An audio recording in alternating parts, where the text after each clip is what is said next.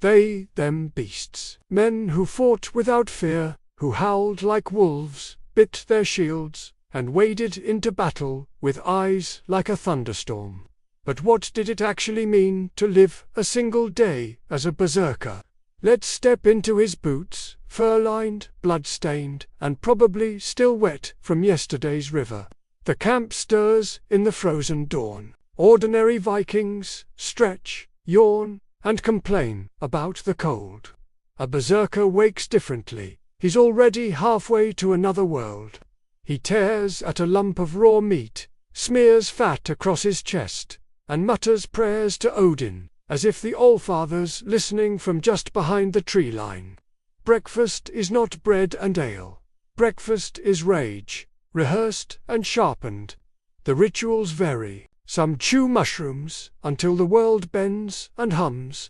Others gulp strong ale spiked with herbs that would give a horse second thoughts. Drums thunder, shields are beaten like kettle drums, and the berserker begins to change.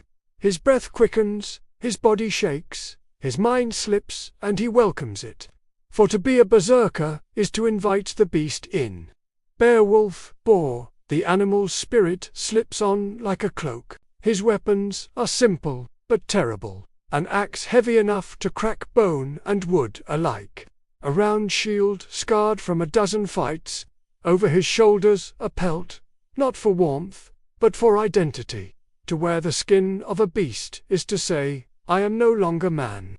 I am more. Tattooed arms, scarred faces, eyes painted with soot. This is theatre as much as war, and the audience is both comrade and enemy. The charge, the signal horn sounds, ordinary warriors lock shields. The berserkers do not. They hurl themselves forward, a storm given legs. They howl, they bite, they foam at the mouth, and the enemy breaks. To fight a berserker is not just to face steel. It is to face the conviction that this lunatic across the line cannot feel pain, cannot fear death, and would happily chew your throat just to prove a point. The sagas tell us they were strong as bears, mad as dogs, and neither fire nor iron could harm them. Exaggeration, perhaps, but tell that to the poor farmer with a spear when a 6-foot wall of rage comes sprinting at him. This is the berserksganga, the fury trance. The body shakes, the mind blurs, and pain becomes a stranger. An arrow pierces an arm, swing harder. A sword slices the leg. Keep moving. To the berserker, wounds are whispers. He believes himself immortal, and for the span of a battle, perhaps he is. Imagine being on the other side. Your shield wall trembles. The man beside you mutters prayers. And then you see them eyes wide, mouths foaming, draped in wolf pelts, charging without formation, without fear. History records armies collapsing at the mere sight. Because fighting is bad enough. Fighting men who look possessed by gods is another matter entirely. But frenzy burns hot and fast.